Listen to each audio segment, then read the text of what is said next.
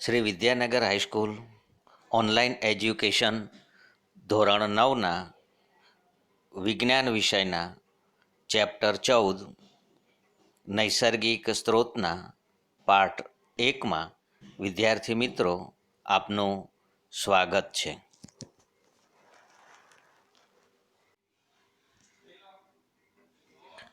પ્રકરણ 14 નૈસર્ગિક સ્ત્રોત. મિત્રો, અહીંયા આપણને શરૂઆતમાં આપ્યું છે કે આપણી પૃથ્વી એક એવો ગ્રહ છે કે જ્યાં જીવન આવેલું છે. એટલે અન્ય ગ્રહો પર જીવનની શક્યતા નથી અને પૃથ્વી પર જીવન છે. શા માટે? તો પૃથ્વી પરનું જીવન ઘણા બધા પરિબળો પર આધારિત છે. આપણે જાણીએ છીએ કે જીવન માટે તાપમાન, પાણી અને આહાર એટલે કે ખોરાકની જરૂરિયાત હોય છે. તો પૃથ્વી પર આવેલા આ બધા સજીવો એમની મૂળભૂત આવશ્યકતાઓની પૂર્તિ શેમાંથી કરે છે? જે પાણી, આહાર એટલે કે ખોરાક, આ બધું એમને ક્યાંથી મળે છે? તો સૂર્યમાંથી ઉર્જા અને પૃથ્વી પર આવેલા સ્ત્રોતમાંથી આ સજીવો તેમની આવશ્યકતાની પૂર્તિ કરે છે.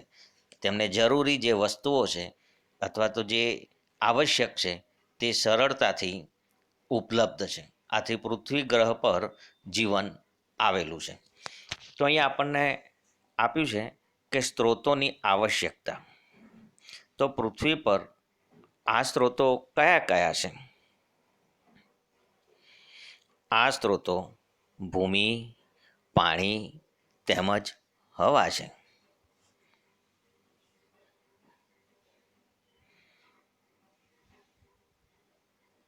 તો આપણને આ તો થયા મિત્રો અજૈવિક ઘટકો. અજૈવિક ઘટકોના નામ છે અને તેના દ્વારા રચાતા આવરણની અહીંયા આગળ સમજૂતી આપી છે. પહેલાં કયું છે કે મૃદાવરણ. કોને મૃદાવરણ કહીએ? તો પૃથ્વીના સૌથી બહારના કવચને મૃદાવરણ કહે છે, કે જે ખડકો અને ભૂમિ વડે રચાયેલું છે. ત્યાર પછી બીજી આપી છે જલાવરણ, કે પૃથ્વીનો 75% ભાગ પાણીનો બનેલો છે.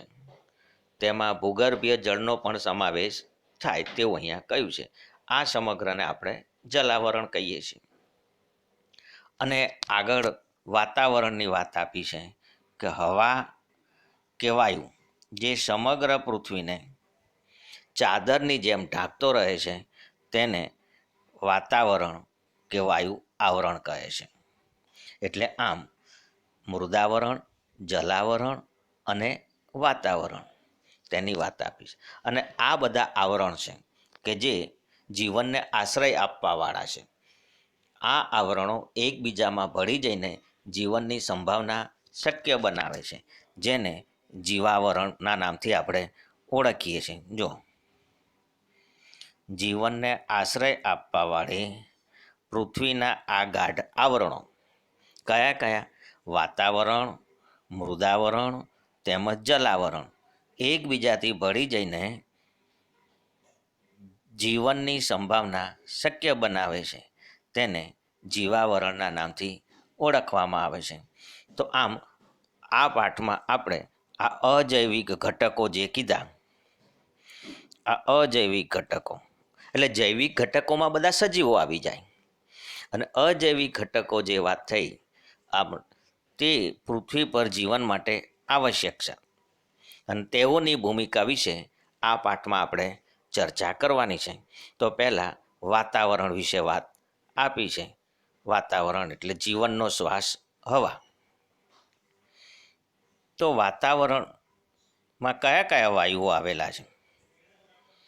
તમે પ્રાઇમરીમાં ભણ્યા છો કે હવા ઘણા બધા વાયુઓ જેવા કે નાઇટ્રોજન, ઓક્સિજન, કાર્બન ડાયોક્સાઇડ અને પાણીની બાષ્પનું મિશ્રણ છે. અને આમ આ વાતાવરણ હોવાને લઈને પૃથ્વી પર જીવન શક્ય છે.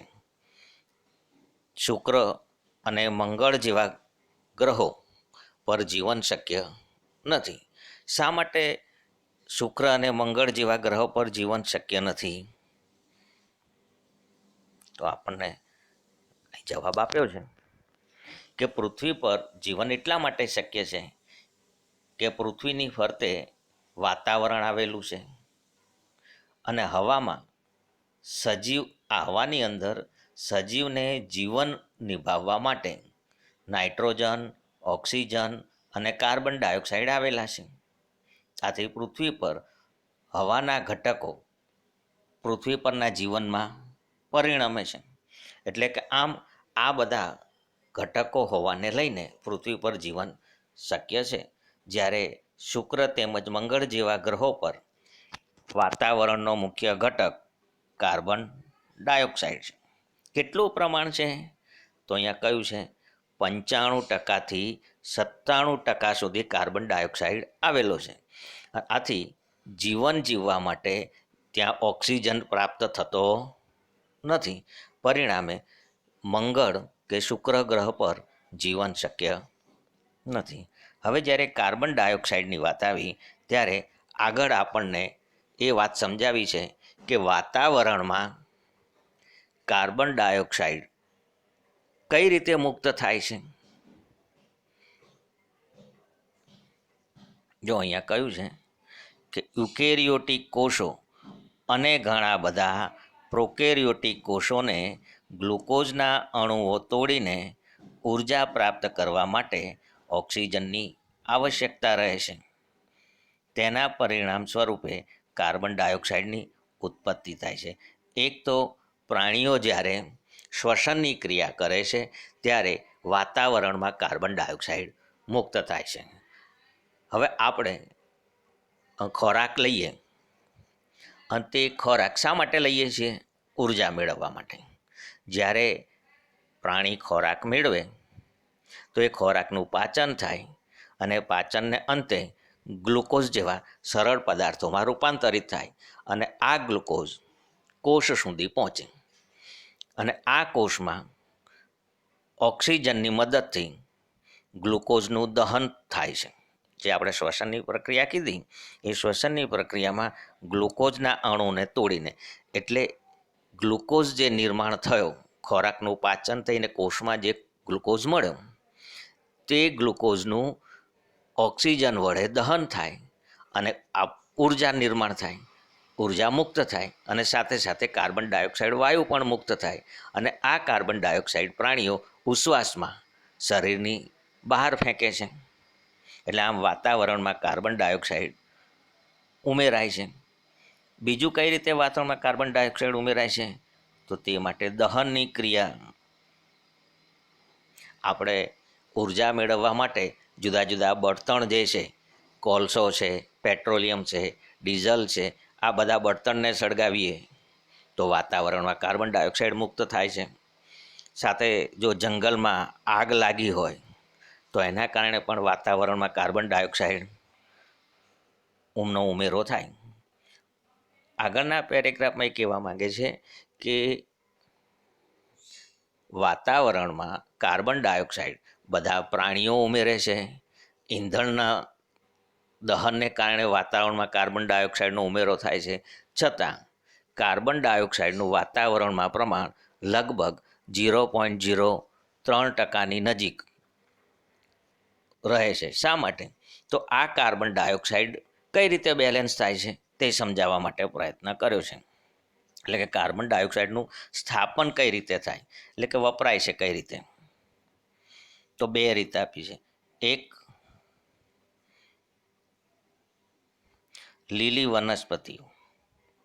આપણને ખ્યાલ છે કે લીલી વનસ્પતિઓ પ્રકાશ સંશ્લેષણની ક્રિયા કરે છે અને પ્રકાશ સંશ્લેષણની ક્રિયા માટે તેઓ વાતાવરણમાંનો કાર્બન ડાયોક્સાઇડ લે છે અને સૂર્યપ્રકાશની હાજરીમાં ક્લોરોફિલની મદદથી તે ગ્લુકોઝ અથવા તો સ્ટાર્ચનું નિર્માણ કરે છે અને તે વખતે ઓક્સિજન વાયુ લીલી વનસ્પતિ મુક્ત કરે છે.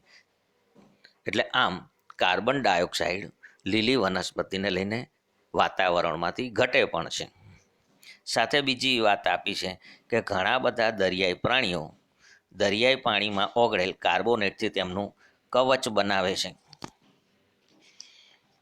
એટલે આપણે કહેવું હોય તો કહી શકીએ કે દરિયાઈ પ્રાણીઓ તેમના શરીરના રક્ષણ માટે કવચનું નિર્માણ પણ થતું હોય છે કેટલાક દરિયાઈ પ્રાણીઓમાં. તો તે પાણીમાં દ્રાવ્ય કાર્બોનેટનો ઉપયોગ કરે છે. એટલે કાર્બન ડાયોક્સાઇડમાંથી કાર્બોનેટ બનતો હોય છે. એટલે આ માટે મહાસાગરની અંદર ઓગળેલ કાર્બન ડાયોક્સાઇડનો ઉપયોગ થાય છે. હવે મિત્રો, વાતાવરણ જે છે તે આપણી આબોહવાને નિયંત્રણ કરે છે. આબોહવાના નિયંત્રણમાં વાતાવરણની ભૂમિકા.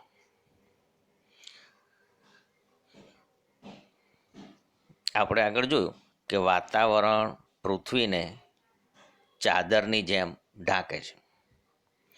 હવે હવા એ ઉષ્માની મંદ વાહક છે.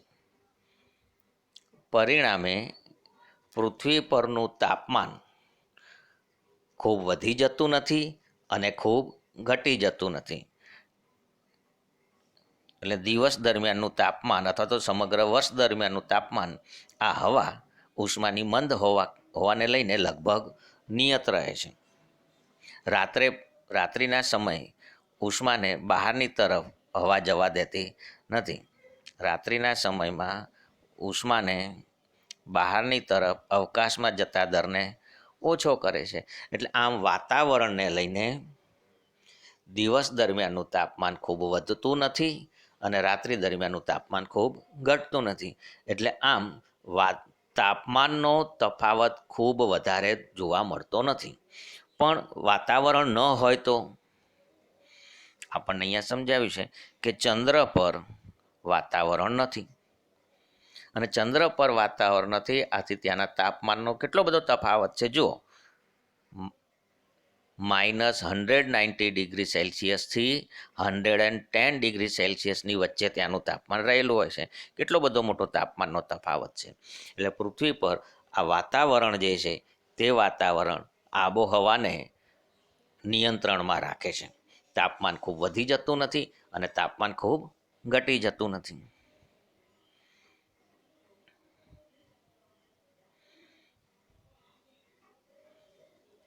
હવે આગળ આપણે પ્રવૃત્તિ 14.1ની વાત કરીએ છીએ કે પ્રવૃત્તિ 14.1માં શું કહ્યું છે? પાણીથી ભરેલું એક બીકર લેવાનું કહ્યું છે. પછી બીજા બીકરમાં રેતી લેવાની કહી છે અને ત્રીજું એક બંધ શીશી લેવાની કહી છે. આ ત્રણેય વસ્તુઓને આપણે 3 કલાક સુધી સૂર્યપ્રકાશમાં રાખવાનું છે અને ત્યારબાદ ત્રણેય વાસણોનું તાપમાન આપણે નોંધવાનું છે. શું અનુભવ આપણને જોવા મળશે તેના માટે અનુલક્ષીને નીચે કેટલાક પ્રશ્નો આપ્યા છે. તેની જો ચર્ચા કરીશું તો તરત તમને શું પરિણામ અથવા તો અવલોકન મળશે તે ખ્યાલ આવી જશે. તો પહેલું આપણને શું કહ્યું છે? 1 અને 2માંથી કોનું તાપમાન વધારે હશે? એટલે આપણે 1માં શું લીધું હતું? પાણી ભરેલું બીકર. અને બીજું બીકર શેનું છે? તેમાં રેતી લીધી છે. કોનું તાપમાન વધારે હશે? તો આપણે તરત કહી શકીએ કે રેતી ભરેલા બીકરનું તાપમાન વધારે છે. બીજો પ્રશ્ન કીધો છે કે મેળવેલા નિષ્કર્ષણને આધારે કોણ સૌથી પહેલું ગરમ થશે, જમીન કે દરિયો? તો આપણે તરત લોજિક લગાવીને કહી શકીશું કે જમીન ઝડપથી ગરમ થાય, પાણી ઝડપથી ગરમ થતું નથી.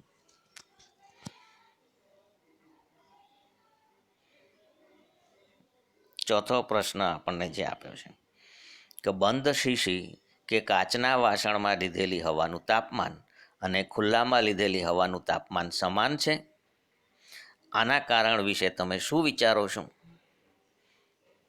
મિત્રો, આ પ્રશ્નનો જવાબ મેળવવો હોય તો હું તમને એક ઉદાહરણ આપું કે ખુલ્લામાં પાર્ક કરેલી કાર અત્યારે બપોરના સમયે ખુલ્લા મેદાનમાં કાર પાર્ક કરેલી છે કે જેના બધા જ ગ્લાસ બંધ છે. હવે તમે બપોરના સમયે જઈ અને ગાડીના દરવાજો ખોલી અને અંદર બેસી જાઓ તો તમને શું અનુભવ થશે? તો તમને બહાર વાતાવરણ કરતાં ગાડીની અંદર ગરમીનું પ્રમાણ વધારે અનુભવશો. એવું જ અહીંયા થશે કે કાચના વાસણમાં લીધેલી હવાનું તાપમાન ખુલ્લામાં લીધેલી હવાના તાપમાન કરતાં વધારે હોય. આને આપણે ગ્રીન હાઉસ અસરથી પણ સમજી શકીએ.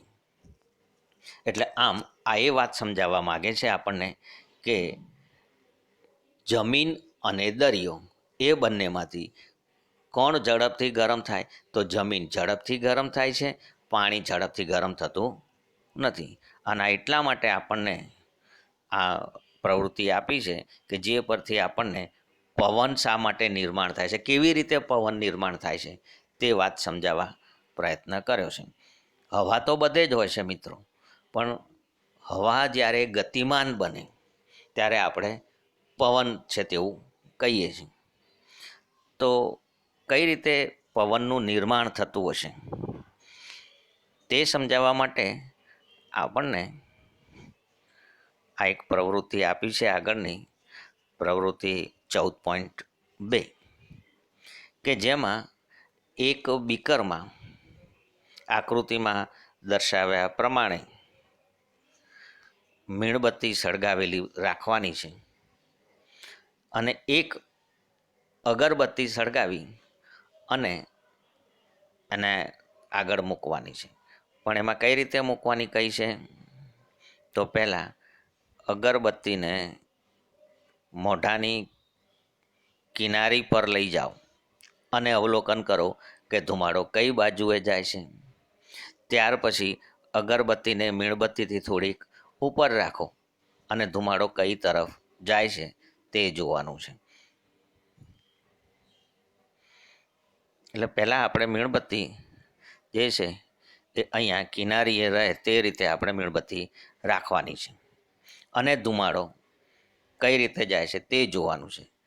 અને ત્યાર પછી અત્યારે આકૃતિમાં દર્શાવ્યું છે તે પ્રમાણે અગરબત્તીને રાખવાની છે અને જોવાનું છે. મિત્રો, કદાચ શબ્દમાં ફેરફાર થયો હશે તો ફરીથી કહું છું કે આકૃતિમાં દર્શાવ્યું છે તે પ્રમાણે અગરબત્તીને રાખો અને ધુમાડાનું અવલોકન કરો અને ત્યારબાદ મેં રેડ કલરથી જે દર્શાવ્યું છે તે જગ્યાએ અગરબત્તીને રાખો અને ધુમાડાની દિશા કઈ છે તેનું અવલોકન કરો, તે કરો છે. તો અગરબત્તીને શીશીના મોઢાની કિનારી પર રાખીએ છીએ ત્યારે પહેલાં ધુમાડો મીણબત્તીની તરફ જાય છે અને પછી ઉપર જાય છે. એટલે ધુમાડો જે છે એ ધુમાડો પહેલાં આમ નીચે આવશે અને પછી ઉપર જશે. અને જ્યારે બીજી અવલોકનમાં ધુમાડો તો આકૃતિમાં બતાવ્યો છે સીધો જ ઉપર જાય છે. આવું કેમ થાય છે? તો તે વાત કે હવાના અસમાન તાપમાનથી હવાનો પ્રવાહ વહે છે. પહેલાં અસમાન તાપમાન હતું. હવે આપણે વ્યવસ્થિત રીતે સમજીએ કે પવન કેમ નિર્માણ થાય છે.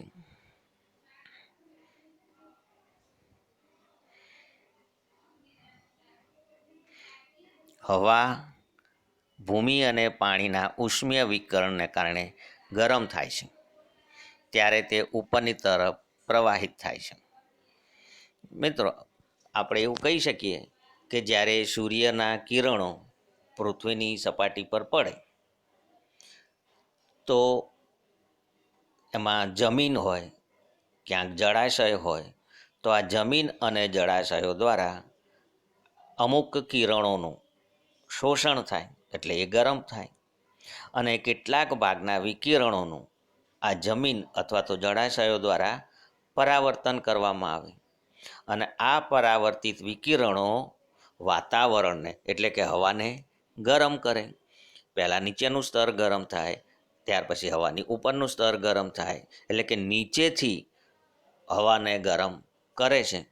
પરિણામે હવામાં પવન નિર્માણ થાય છે. એટલે આમ અસમાન તાપમાનથી હવાનો પ્રવાહ વહે જેને આપણે પવન કહીએ છીએ. એટલા માટે જ આપણે તટીય ક્ષેત્રોની સ્થિતિ જોઈએ તો અહીંયા આપણને દરિયાઈ પવનની વાત કરી છે. દરિયા કિનારે હોઈએ તો શું થાય?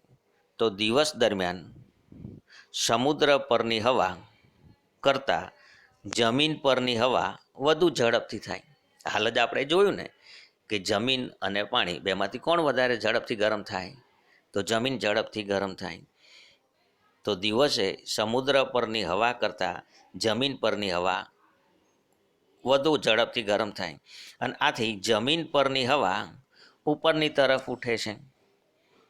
હવે જો જમીનની હવા ઉપરની તરફ જાય તો જમીનની હવા ગરમ થઈને ઉપર જવાની શરૂઆત કરે, જેથી આ હવા ઉપરની તરફ જાય છે ત્યાં ઓછા દબાણનું ક્ષેત્ર બને છે. અને દરિયાની હવા, કારણ કે ત્યાં હજુ દબાણ ઓછું થયું નથી, જમીનની હવા, જમીન પરની હવા ગરમ થઈ, તે ઉપર ગઈ એટલે તે વિસ્તારમાં હવાનું દબાણ ઓછું થયું.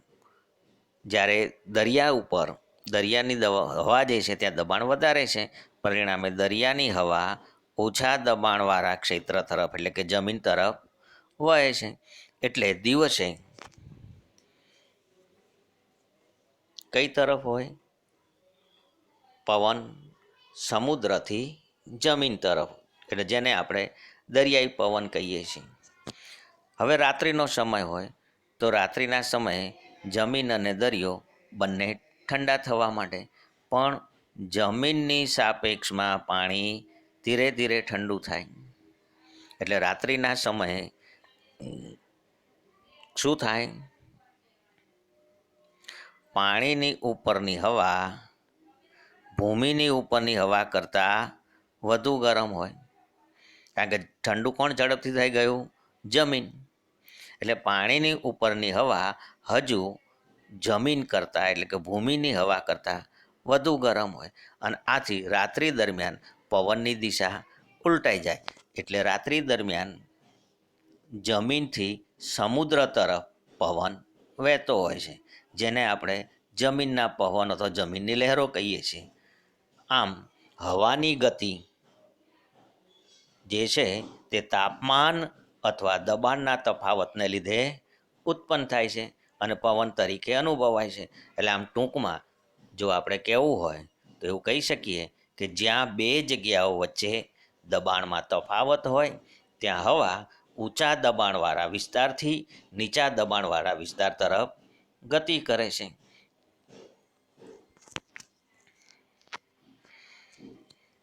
તો મિત્રો, અહીંયા આપણે વાતાવરણ વિશેની વાત સમજ્યા. ત્યાર પછી આગળ જલાવરણની વાત છે, જે આપણે હવે પછીના નેક્સ્ટ વિડીયોમાં સમજવા પ્રયત્ન કરશું. પણ આજે કઈ વાત આપણે સમજ્યા? તો એક પૃથ્વી પરના આવરણ, જલાવરણ, મૃદાવરણ અને વાતાવરણ, પછી શુક્ર અને મંગળ જેવા ગ્રહ પર જીવન કેમ નથી અને પૃથ્વી પર જીવન કેમ છે. સાથે સાથે કાર્બન ડાયોક્સાઇડ મુક્ત થતી હોય એવી કેટલીક પ્રવૃત્તિની વાત કરી. કાર્બન ડાયોક્સાઇડનો ઉપયોગ કઈ ક્રિયાઓમાં થાય છે તેની વાત કરી. સાથે સાથે આબોહવાના નિયંત્રણમાં વાતાવરણની શું ભૂમિકા છે તે વાત કરી. અને પવન કઈ રીતે નિર્માણ થાય છે તેની આપણે ચર્ચા કરી. મિત્રો, જલાવરણની વાત આપણે નેક્સ્ટ વિડીયોમાં કરીશું.